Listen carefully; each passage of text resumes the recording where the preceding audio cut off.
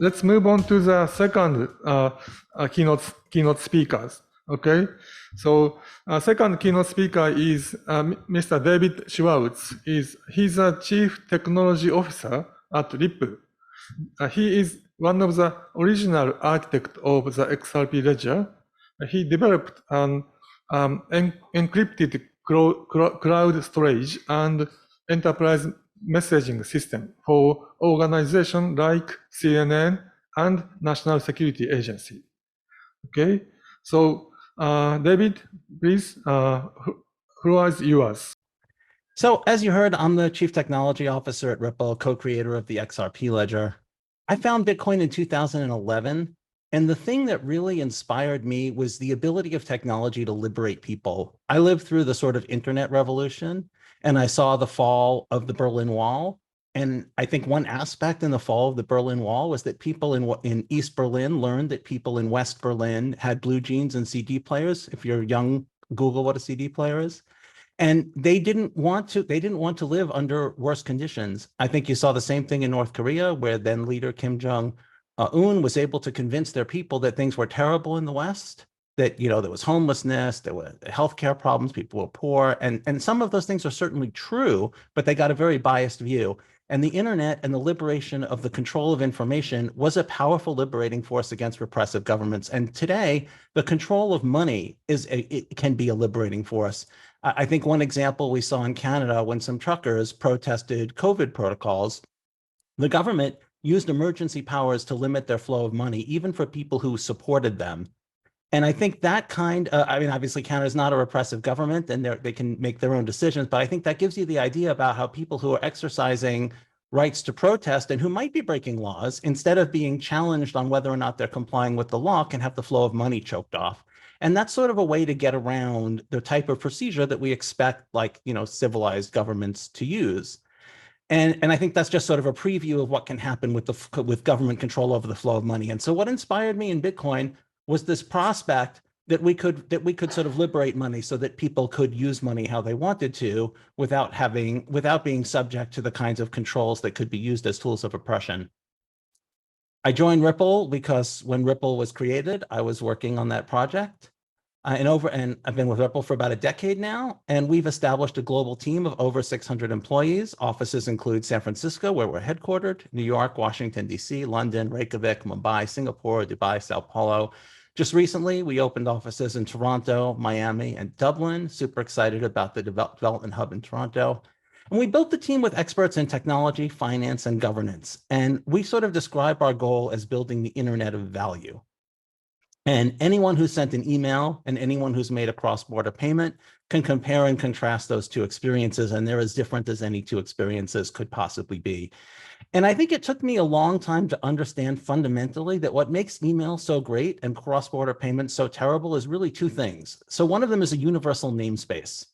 There may be some way for me to pay you, but I may not be able to find it.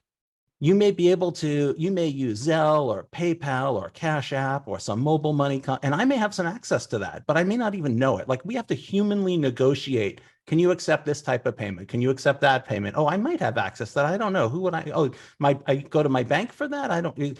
Humans have to do that. You don't have to do that in email, right? You give me your email address. And the other interesting thing is interoperability. So a universal namespace is not enough on its own, and interoperability is not enough on its own, but email has a protocol called SMTP that allows, if I'm at Google and you're at AOL, it just works. And it scales. So there used to be, before SMTP, there were protocols that allowed different email systems to interoperate, but they didn't scale. There might be a bridge between two particular systems, so someone at AOL could email someone at CompuServe, but you had to use this bridge thing. You didn't have the universal interoperability, and that's what's missing from cross-border payments. We don't have universal namespace, we don't have universal interoperability, we don't have competition, we have siloed liquidity, all of those problems. And I think another point that I want to make about how we think about the company is that we need the sector to succeed for us to succeed. There's no way that Ripple could be the only successful blockchain company, just like Google couldn't be the only successful internet company, or Twitter couldn't be the only successful internet company. There needs to be a healthy ecosystem. People need to have choices, and they need to pick the choices that work best for them. And that's what's going to make the ecosystem compelling. So I think we all have the ability to pursue our common interests And I think they're much greater than sort of the interests in getting people to use different blockchains or use different technologies. If you're going to get a better experience on a technology that I'm not associated with, I want you to have that better experience, because if I force my customers to use the technologies that I want them to use, I won't have any customers. They have to get the best experiences. We have to be constructive. So when I first discovered Bitcoin back in 2011, I took it apart like it was an alien artifact. You know, if you found some alien artifact that had some power that maybe produced energy, or it filtered dirty water into clean water, if you think like an engineer, you would sort of take it apart and try to understand all its parts and how they work together. And what I realized was that the secret sauce was the things that you see on the screen here: public state, public transactions, public system rules, and universal rule enforceability, and the lack of legal right to control. And this is really revolutionary. And all of these factors work together. The public nature of system state means that if you have a Bitcoin, I know it. I don't have to take anybody's word for whether or not you have a Bitcoin. And all transactions are public. So if you don't have that Bitcoin anymore, I'm going to know it. And all system rules are public. So if I see a transaction and it transfers a Bitcoin, I know exactly what it does. I know what Bitcoin it moves, I know where it moves it from, and I know where it moves it to. And a consequence of those three things is that any participant can enforce the rules. We don't need a bank to clear checks, right? Anybody can check to make sure that all of the transactions are in accord with all of the system rules. And another important point is that nobody has any legal right to control the Bitcoin blockchain. Nobody has any legal right to control a public blockchain. Even the public blockchains that have governance, that have official rules on how they're supposed to run, nothing prevents you from copying the public state and forking that blockchain and competing. If I disagree with Vitalik on the transition to proof of work, I could persist a proof of stake on the transition to proof of stake. I could persist a proof of work chain. And Vitalik doesn't think my chain will survive. If I think it does, I can try to get people to adopt it. And what we'll decide is not some lawsuit, right? Vitalik won't sue me for like stealing Ethereum. He will expect me to lose in the market. And if I win in the market, then he'll say, oh, I guess I was wrong. Well, I guess that's the better system, because that's what people want, right? There's this absence of legal rights. And this ensures that these systems are very, very democratic, right? Ethereum will transition to proof of stake if that's what its stakeholders want. And it won't if that's what they don't want. And people can sort of make suggestions and they can share their points of view, but ultimately it's the stakeholders that are going to decide what they're going to want to do. And I think that's a critical aspect of what makes blockchains different. So I started working on what we now call the XRP ledger in late 2011.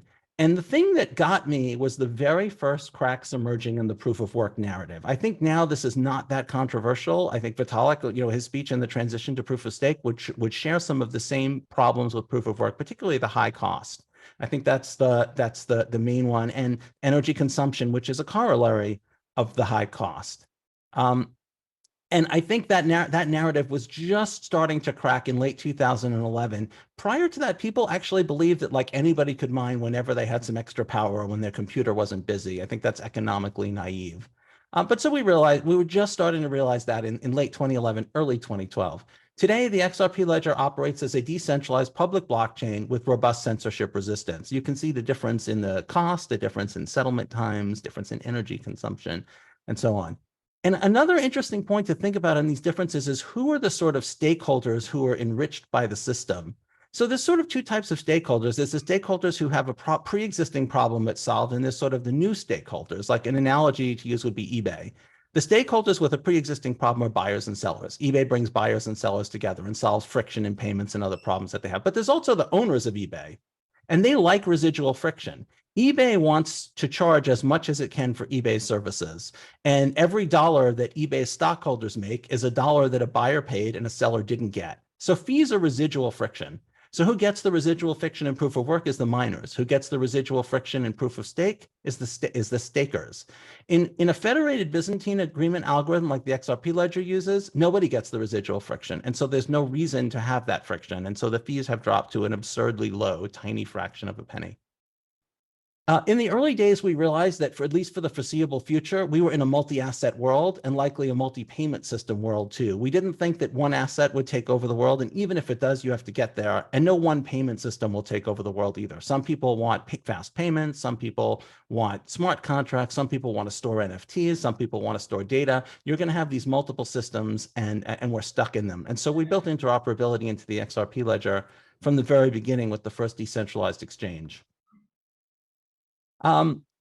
a lot of people who have entered the space are somewhat new. They have not been in this space as long as those of us who have been here, for a decade or more, and they don't really understand the space's history. And I think that's important.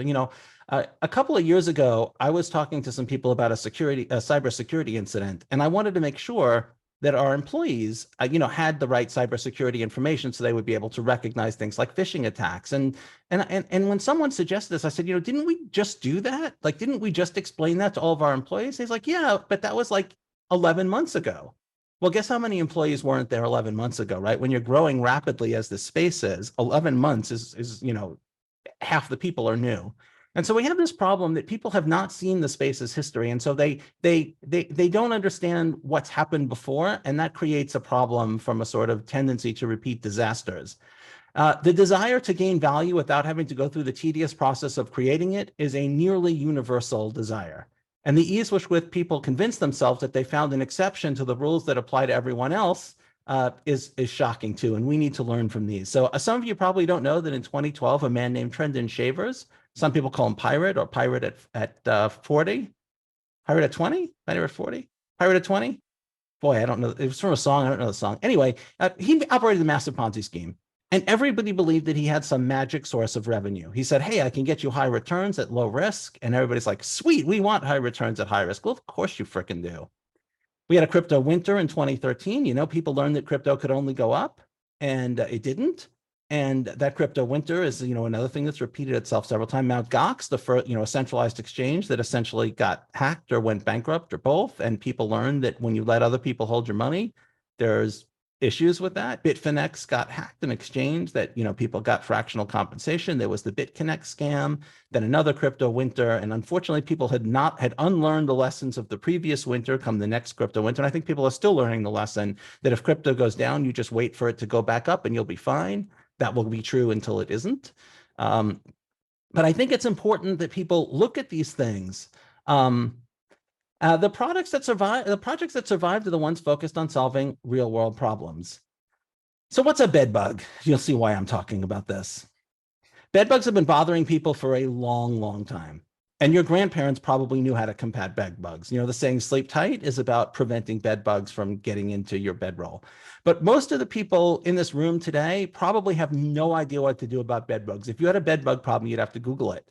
And what that means is that we're not employing a defense against bed bugs because we don't know what a defense against bed bugs looks like, right? We don't have the experience of dealing with bed bugs in our common memory. And so the bed bugs come, and if we lose that memory again, if we forget what happened to the cryptocurrency space in 2012, it's going to happen again. So we have to learn to fight bed bugs, and we have to retain that in our common memory. And I don't think you have to look far to see recently a little bit of history repeating. So we had the collapse of Celsius, 3 Arrows Capital, and Voyager. These were all projects whose philosophy was that the sort of risk-reward trade-off has an exception. There is some way to get high returns that we can all take advantage of that doesn't have the risk. That is fundamentally not true. If there was some way to avoid the risk-reward trade-off, we would all be rich, right? It would only take a couple decades and we'd all be rich. And there's no economic engine that can produce super yachts and private jets and mansions for everybody. It does not exist. What we saw here at Terra and Luna, another example, what we saw was a lack of understanding of systemic risk. What we saw was companies who thought that they were diverse because they were invested in many other companies who were not diverse because all of those other companies were exposed to the same type of risks. Ironically, this is the same thing that happened with Pirate, with Trendon Shavers and his Ponzi scheme. There were a lot of people who were lending out Bitcoin for high interest rates. And the people who borrowed Bitcoin from them were using it to put into Trendon Shavers' Ponzi scheme because there was really no other reason to borrow Bitcoin at the time. And so there was systemic risk that nobody was aware of all the way back in 2013, a repeat of what happened in the conventional financial system. And this bit us all. Projects were focused on yield and profit. Products had speculation as their primary use case. And we saw fake investment scams, fake exchanges, giveaway scams, rug pull NFT projects. These things are all still happening. We have a bed bug problem. These are things that the conventional financial system has largely rid itself of. And the notable exceptions, things like like Madoff, like they're notable because there are so few of them. And so we need to learn how to do that, or we're going to have the same problems. But one problem is that solving actual problems isn't that exciting. It's not as exciting. Is it even interesting? Is it as exciting as yield? Is it exciting as getting rich without having to do a lot of effort? I don't know. NFTs are inspiring. The metaverse is exciting. Is making international payments just work interesting? But everything comes back to payments and liquidity. What do people want to do with an NFT? They want to buy them. They want to sell them. What's a loan? It's a payment, a big payment, usually followed by a bunch of small payments.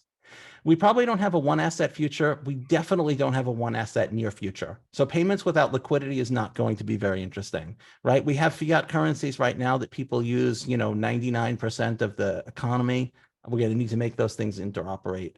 We don't have a one chain future. We definitely don't have a one chain near future. We have chains focused on payments, chains focused on smart contracts, chains focused on data storage, and so on. So we're going to need interoperability, at least for payments, if nothing else.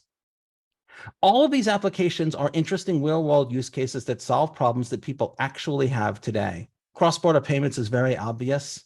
Liquidity, asset exchange, in-app payments are a huge problem today. They're dominated by a very small number of companies. And the problem is if you're a large company that makes apps, you can find ways to get around the Apple, Google juggernaut. But if you're a small company that has an app, there's no practical way around it for you. You can accept cryptocurrencies, maybe, but your users aren't going to be able to do that. Lending and credit are real world use cases. There's a lot of lending going on. Identity and verification are going to wind up being blockers for enterprise adoption, and there's a lot of people who need some way to be able to find somebody's real-world identity if a deal goes sour or if a court orders that. Custody, I think we know it's very hard for people to hold cryptocurrency. There's no real good way to do it. Both custodial and non-custodial have their disadvantages. Ownership tracking, I think real estate is very expensive to transfer. We're going to need government buy-in, but things like vehicles and smart items could be more practical. Carbon credits are worth doing a deep dive into, but that's not this talk. A lot of the problems in the carbon credits market, things like essentially someone selling the same carbon credits twice, lack of traceability, and other types of problems like carbon credits that are extremely low in quality, like someone buys a coal plant and then agrees not to restart the coal plant when the coal plant is, broken and nothing left there and it's, covered in jungle, and that was never going to happen anyway. The carbon credits market is growing and has many problems that could be solved by smart contracts and public blockchains. Cross-border payments are the granddaddy. If you ask anyone who makes cross-border payments on a regular basis what their experiences have been like, you're going to get answers that are just horrifying. That's why Ripple decided in 2014 that sort of cross-border payments was going to be our primary focus. It does seem like a great product market fit for cryptocurrency systems. This is especially so for high-fee, low-per-transaction value applications like remittances. So in a remittance, they're very expensive, and the individual transactions are not that large. And that means you don't need as much liquidity for the payment to work. If you try to do like $1 million payments, you need lots of liquidity sitting around, and that gets to be expensive. Plus, there are systems that are heavily optimized for high value payments. There aren't really systems optimized for low value payments, especially high rate payments like remittances between the US and Mexico. There's a lot of them. In aggregate, the volume is high, but each individual payment is fairly small. But there's also other use cases, treasury and corporate, e-commerce. And I think it's important to remember that it's the baseline of every other use case, right? A loan is a bunch of payments. An NFT, you want to buy it and you want to sell it. DeFi, like you want to put money into a smart contract, you want to get money out of a smart contract. All of these things have payments right at the core of them. And I think an important thing to keep in mind is that the sort of stumbling points and the adoption drags tend not to be that much around the technology or the product market fit. I mean, for some blockchains like, Bitcoin or Ethereum, the per transaction fees are high, but there are blockchains that have low per transaction fees, and they're still not being like massively used for cross-border payments. The problems are about everything else, on-ramps, off-ramps, particularly off-ramps. So if you want to do a remittance, you're sending money generally to a place that doesn't have a great domestic financial system. They're about regulatory compliance and user experience, right? These things have to be great. And this is a real problem that real people have every day, and we have the core of the tools to solve it. We just need to get those non-technical problems solved. So liquidity, very similar. We're not going to be in a single asset world anytime soon. So users are going to need a way for assets to interoperate. This will take bridges. Everyone gets a worse experience if their choice of blockchains, payment systems, or smart contract platforms drives their choice of assets to hold and accept. I might really like Bitcoin, but Ethereum might be the smart contract platform that I need. So having Bitcoin on Ethereum helps, but bridges are going to have to be secure. I'm sure you've heard recent stories about bridges getting compromised. Bridges have to be great because that's required for payments to work, which is required for everyone to work. It's going to take deep public pools of liquidity that anyone can contribute to and draw off. In the conventional financial space, there's a huge price difference between Forex rates and cross-currency payment rates. There's a lot of reasons for that, but a big one is that when you choose a payment system, you're stuck with their liquidity, right? If you go into a store and they use, MoneyGram or Western Union, you don't get to choose the liquidity source. You don't get to use a public liquidity pool. We don't want to make that same mistake, and that's something we can fix. Nothing else will work well without this. Right? They don't work well without great payments. In multi-asset worlds, great payments mean great exchanges, which takes great liquidity. Identity might be a little bit controversial, but it is important. It's important for enterprise adoption. It's important for ledgers to reflect legal rights. If you want a ledger to reflect a legal right, like I have a legal right to something, then a court has to be able to modify that thing, and we have to know who holds that legal right. And I think that's going to be important for enterprise adoption at some point. And the challenges here are not really technical. If you ask someone what you need for such a system, you'll get technically complex answers, and you could task technical people to build a solution to blockchain identity. But that's not the problem, right? Like designing the protocols for the internet would be a huge challenge because any technical person would want the protocols to be the best they could be. But you just need protocols that work to solve the problem. The challenge in building the internet wasn't in getting the very best protocols. It wasn't in making TCP and IP and DNS and HTTP amazing, though of course better is always better. It was in driving standardization and adoption and producing amazing user experience to delight a broad range of users. And that's the problem that we have here, right? Many companies will see a technical issue and they work on the best technical solutions because that's what engineers and engineering-focused companies do. But the challenges are around building agreement. We don't want 100 technically great solutions to identify for DeFi and blockchains. 0 would be better than that. And maybe that's the right answer for now because, this isn't the main blocker to enterprise adoption. But eventually this is going to be something that we're going to have to tackle. Custody is another problem. People have to be able to hold assets securely. It can be custodial or non-custodial, but it has to work. I'm sure there are issues with both custodial and non-custodial systems. Your custodian can go bankrupt, as we recently saw. Your non-custodial wallet can suffer from some hack and you'll have no recourse, as we also recently saw. This is also not primarily a technical problem. We have good wallets, and there's no technical problems really around building a custodial, solution, but people are going to have good ways to be able to store their digital assets, their NFTs. Like we're going to have to solve this. A lot of people in this industry are focused on solving technical problems. Until very recently, I was too. I was an XRP ledger developer, then I was Ripple's chief cryptographer, and I was mostly focused on technical problems. Recently, when I became CTO about 4 years ago, my focus has become much broader. And in many important areas at the core of what we're all trying to do, whether it's payments, cross-currency exchange, identity, all of DeFi, there are numerous non-technical challenges, and many of them require standards. Many of them require agreement. Many of them, 100 solutions is as good as 0 solutions. I'm hopeful that others in the space will agree that they can't succeed alone. I sometimes feel like I work at Twitter and it's 1995, like our target markets aren't here yet. Twitter didn't have to get people internet access. Twitter didn't have to put smartphones in people's hands, right? Their target market existed. Those people were their target market. Our target markets don't exist yet.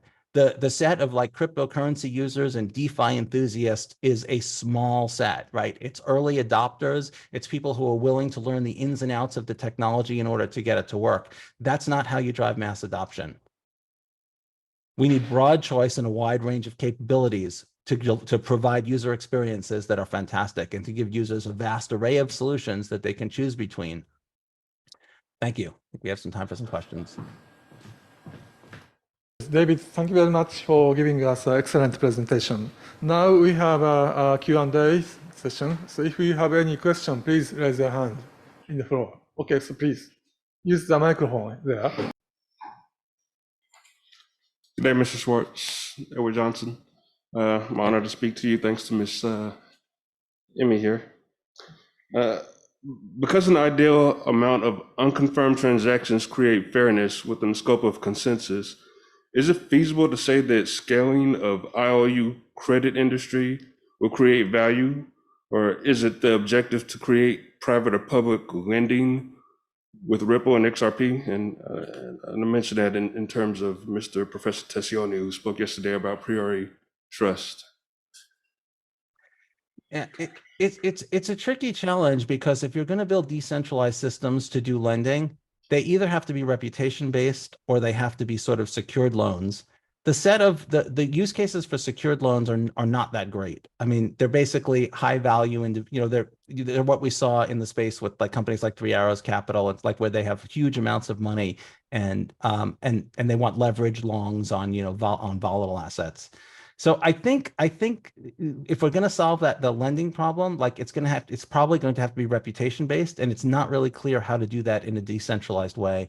One of the first things that we built into the XRP ledger was a social credit system where people could extend credit to other people and they could have lines of credit that they could draw off of. And there's a problem with driving adoption for that because, again, you have to make rational credit extension decisions, right? Like if I'm going to lend you money, I have to know whether I should lend you money or not. And methods to sort of determine that from publicly available information in a decentralized way are sort of gameable. I don't think that's a solution that we have. That's like an exception to what I was talking about, where I think there are technical questions with that. But I think also, do people want to be like in the business of extending credit? Like, is that something that like people should in general be doing? I'm not as completely sold on the use case as I think many other people are, but it's certainly not something that I'm personally focused on. Thank you very much. And shout out to my mother, Barbara White, for her birthday. We love you. Okay, so still we have a few minutes. So I have a quick question for you. This is a question, rather a general question, not a technical one. But in Japan, many people understand that economical advantage and technological advantage of blockchain and crypto asset over any other method. But still, many people have some mental resistance to use these technologies. So could you give us advice for promoting using these technologies in Japan? I think the biggest problem is the sort of public awareness of spectacular failures. I think that's sort of like the biggest blocker. We've had a long crypto winter. We've had bankruptcies. We've had people who've lost all their money at places like Celsius. And I think like that sort of negative, that sort of gives this person this reaction when you say, you're in the blockchain space, you're in the cryptocurrency space, like, like I don't want to have anything to do with that because, innocent people are getting hurt. And I think one thing that we have to not do is not try to be very dismissive of those concerns. Like we say, oh, no, this is nothing like nothing like that. It may be true, but we have to, we kind of have to be empathetic and we have to be constructive. And it's very, very hard to do. But I think one thing that helps is to inspire people with like real world use cases. Like you say, look, here's people who are using it to pay for things. Here's people who are using it to do remittances. Here's people who are using it and for an enjoyable experience because it's part of a game or even gambling. Like, if it's not people who are betting thousands of dollars that they can't afford to lose, but it's people who are having fun and they're getting a good experience. The most important thing I think is going to be the user experience. And I hate to say this, but like you have to be careful about pushing the technology side. The technology side is interesting to a sort of enthusiast and a certain group of people.